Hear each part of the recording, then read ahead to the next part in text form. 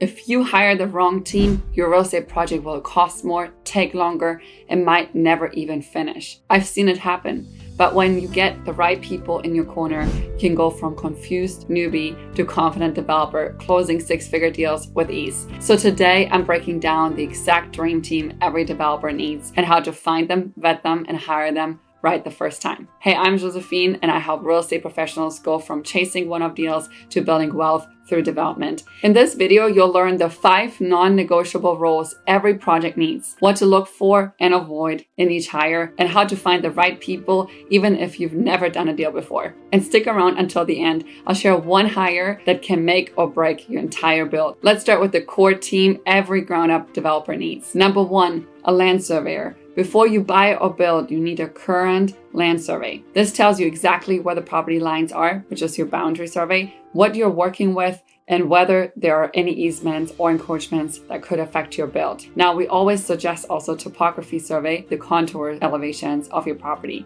And some towns won't even look at your plans without a survey. Any architect or civil engineer will need surveys to work with. And when you're vetting surveyors, it's really important that you ask what they usually survey, if they're familiar with the urban or like the more rural areas. Ideally, you want someone who's done work recently in the same area or is very familiar with like the area you're working in. It will save you weeks and back and forth corrections. Now, it's really important that you have also a very diligent surveyor. We have had experience before that a surveyor just didn't exactly get the boundary survey right, which obviously can mess up absolutely everything. Number 2, your civil engineer. This is your second team member once you have a piece of land here in mind and you've gotten a survey done. A civil engineer will design your site layout, including how the house sits on the lot, drainage, grading, water flow, and utilities. Now, they also make sure that your plans meet local regulations, which is the key if you're dealing with slopes, setbacks, easements, or stormwater runoff requirements. To find out if they're qualified, here's one question to ask. How familiar are you with what the fire marshal department may require here on this project?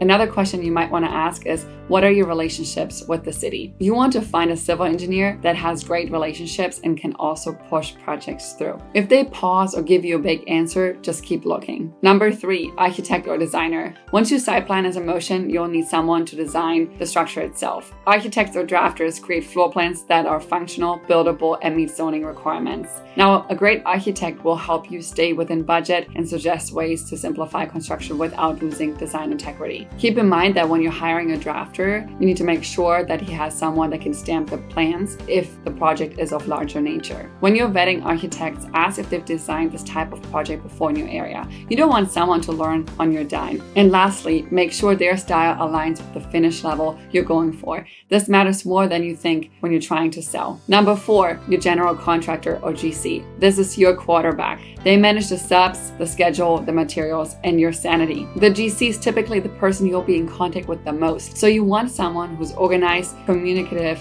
and has a reputation for getting things done on time and within budget. Ask to see photos of their last projects. See if you can walk them, and if you can, talk to their most recent clients. The GC will make or break your project, so don't rush this one. Last but not least, number 5, your real estate attorney, and sometimes a land use attorney. A real estate attorney will help with contract review, closing, and making sure you're protected in the deal. A land use attorney is especially helpful if you're facing public hearings or planning commission approvals. You can ask them questions like, are you already working with other developers? Have you drawn up joint venture agreements for developers? Or how many development projects like this have you worked on in the last year? You're looking for experience and clarity, not just any generalist. Hiring the wrong attorney can be a very expensive mistake. These 5 roles are the foundation of every successful project. Skip one and you risk delays, compliance issues, or costly mistakes that could have been avoided. Next, I'll show you exactly where to find the right people, even if you're just getting started.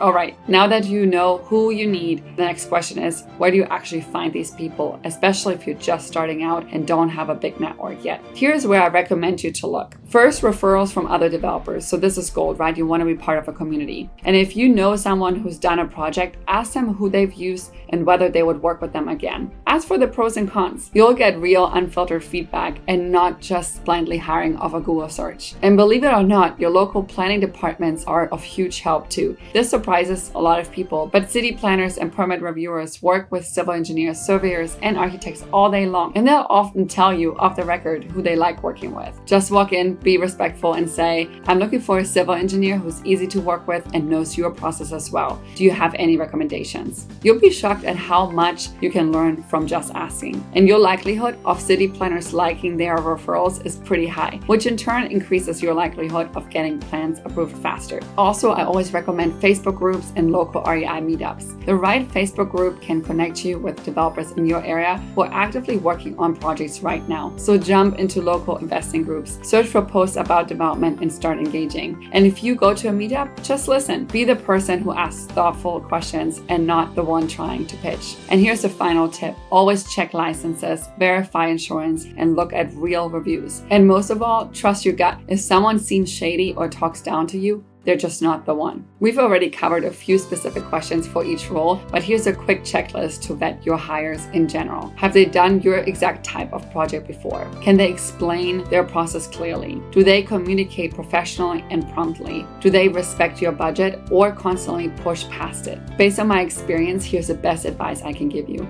Work with someone who comes recommended by someone you trust, or someone with a lot of positive reviews and experience. You're relying on these people to do their jobs well. So choosing the right people matters so much. And don't rush this process. If you have an uneasy feeling, don't risk it and keep looking. All right, so who is the most important project partner? It is, of course, your GC. Your general contractor will touch every part of your project, and a good one can make or break you. So don't just hire the cheapest. Hire the one with the best track record who will open and honestly communicate. All right, if this video helped you, hit the like button, subscribe, and tell me in the comments which role do you need help hiring first. I'll see you in the next video.